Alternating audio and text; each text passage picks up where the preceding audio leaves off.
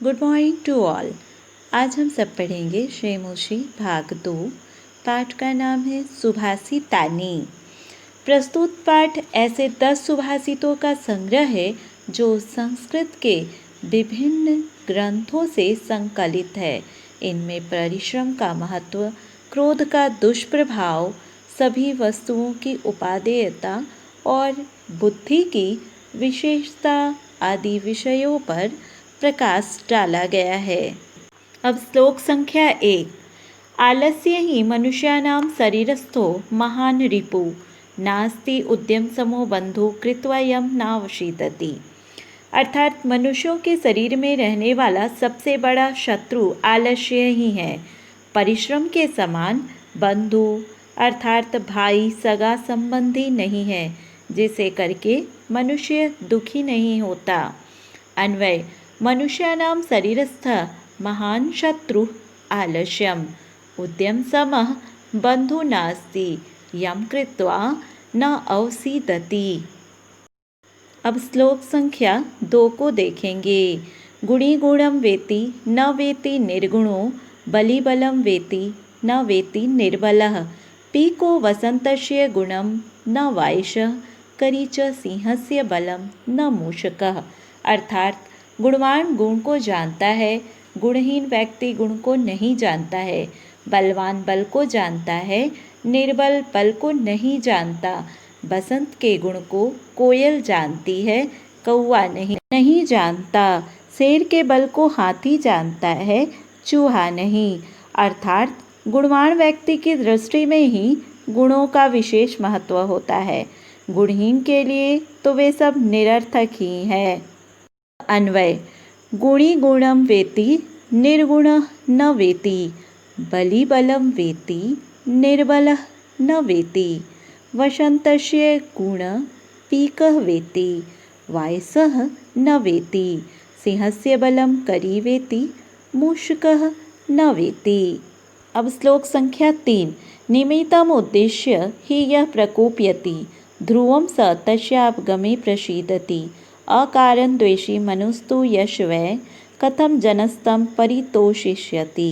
अर्थात जो कारण को लक्ष्य बनाकर अर्थात जानकर या देखकर अत्यधिक क्रोध करता है, वह उस कारण के समाप्त होने पर निश्चित रूप से प्रसन्न हो जाता है। लेकिन जिसका मन बिना कारण के द्वेष रखने वाला है, उसे व्यक्ति कैसे संतुष्ट करेगा।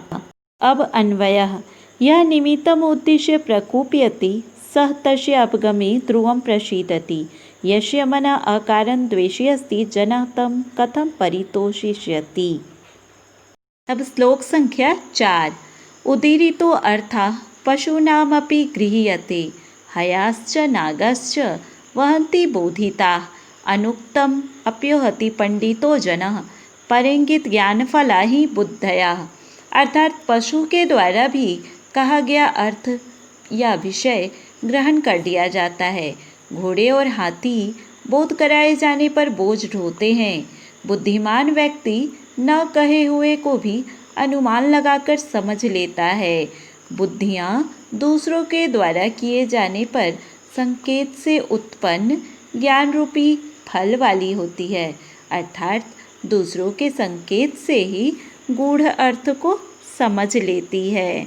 अब अन्वयः पशूना अपि उदीरितः अर्थः गृह्यते हया नागा च बोधिता वहन्ति पंडितः जन अनुक्तमपि ओहति बुद्ध्या पारंगित ज्ञानफलः भवन्ति। श्लोक संख्या 5। क्रोधो हि शत्रु प्रथमो नराणां देह स्थितो देह विनाशनाय यथा स्थितः काष्ठगतो हि वहीन् स एव बहिर्दहते शरीरम। अर्थात मनुष्यों के शरीर का नाश करने के लिए पहला शत्रु अर्थात दुश्मन शरीर में विद्यमान क्रोध है। जैसे लकड़ी के अंदर विद्यमान अग्नि लकड़ी को ही जलाती है, वैसे ही शरीर में विद्यमान क्रोध शरीर को ही जलाता है। अब अन्वयः नराणां देह विनाशनाय प्रथमः शत्रु देह स्थितः क्रोधः ही अस्ति यथा काष्ठगतः स्थितः वही काष्ठम एव दहते शरीरम दहते। अब श्लोक संख्या 6 को देखेंगे। मृगा मृगे संगम अनुव्रजन्ति गावश्च गोभिः तुर्गास्तुरगे मूर्खाश्च मूर्खे सुधियः सुधीभिः समानशील वैष्णेषु सख्यम। अर्थात हिरण हिरणों के साथ, गायें गायों के साथ, घोड़े घोड़ों के साथ, मूर्ख मूर्खों के साथ और विद्वान लोगों के साथ अनुगमन किया करते हैं, क्योंकि मित्रता समान आचरण तथा समान स्वभाव अथवा आदत वालों में ही होती है। अर्थात मित्रता का आधार समान स्वभाव व आदत ही होती है। अब अन्वयः मृगा मृगैः गावश्च गोभिः तुर्गाः तुर्गैः मूर्खाः मूर्खैः सुधियाः सुधीभिः सह संगम अनुव्रजन्ति समानशील वैष्णेषु सख्यम भवति। अब श्लोक संख्या 7। सेवितव्यो महावृक्षः फलछाया समन्वितः यदि दैवात् फलं नास्ति छाया केन निवार्यते। अर्थात फल और छाया से युक्त विशाल वृक्ष का आश्रय लेना चाहिए। दुर्भाग्य से यदि उसमें फल नहीं है तो वृक्ष की छाया किसके द्वारा रोकी जा सकती है। अर्थात वृक्ष की छाया को नहीं रोका जा सकता है। इसका अर्थ यह हुआ कि हमें उस व्यक्ति के पास रहना चाहिए जिसके पास धन भी हो और सम्मान भी। यदि दुर्भाग्य से धन नष्ट भी हो जाए तो उसके पास रहने से सम्मान तो मिल ही जाएगा।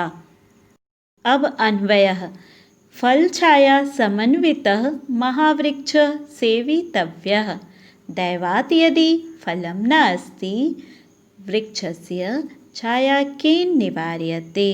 अब श्लोक संख्या 8। अमन्त्रम अक्षरम नास्ति नास्ति मूलम नौषधम अयोग्य पुरुषः नास्ति योजकस्तत्र दुर्लभः। अर्थात मंत्रहीन कोई अक्षर नहीं है, औषधि रहित कोई जड़ नहीं है, अयोग्य कोई पुरुष नहीं है, वहाँ संयोजन करने वाला ही दुर्लभ है। अर्थात कोई भी अक्षर ऐसा नहीं है जिसका मंत्र के रूप में प्रयोग न हो सके, कोई भी ऐसी जड़ नहीं है जिसका औषधि के रूप में प्रयोग ना हो सके, कोई पुरुष ऐसा नहीं है जिसमें कोई योग्यता ना हो। आवश्यक है तो केवल ऐसे योजक की जो उनका सही रूप में संयोजन करने में समर्थ हो। अब अन्वयः देखेंगे। आमंत्रम अक्षरम नास्ति अनौषधम मूलम नास्ति अयोग्यः पुरुषः नास्ति तत्र योजकः दुर्लभः। अब श्लोक संख्या 9। संपतौ च विपतौ च महतामेक रूपता उदे सविता रक्तो रक्तास्तमये तथा। अर्थात संपत्ति और विपत्ति में महान लोगों में एक रूपता ही रहती है। जैसे सूर्य उदय होने के समय भी लाल होता है, वैसे ही अस्त होने के समय भी लाल ही होता है। भाव यह है कि वह महान लोग सुख दुख में समान बने रहते हैं। वे सुख में ज़्यादा सुख का अनुभव नहीं करते और दुख में ज़्यादा दुखी नहीं होते हैं। अब अन्वयः देखेंगे। महतां संपत्तौ विपतौ च एकरूपता भवति यथा सविता उदये रक्तः भवति तथा अस्त समय च रक्तः भवति। अब श्लोक संख्या 10 देखेंगे। विचित्रे खलु संसारे नास्ति किंचित निरर्थकम् अस्वचेत धावने वीरः भारस्य वहने खरः। अर्थात इस विचित्र संसार में निश्चय ही कुछ भी निरर्थक अर्थात व्यर्थ बेकार नहीं है। घोड़ा यदि दौड़ने में वीर है तो गधा भार ढोने में वीर अथवा श्रेष्ठ है। भाव यह है कि संसार बहुत विचित्र है, इसमें कुछ भी अनुपयोगी नहीं है। प्रत्येक की अपनी अपनी उपयोगिता है। कोई वस्तु कहीं काम आती है तो कोई किसी दूसरे जगह काम आती है। अब अन्वयः देखेंगे। विचित्रे संसारे खलु किंचित निरर्थकम नास्ति अस्वः धावने वीरः चेत भारस्य वहने खरः वीरः अस्ति। अब इसमें श्लोक के अनुसार कुछ प्रश्न दिए गए हैं, उत्तर भी इसमें लिख दिए गए हैं। आप सब इसे देखेंगे।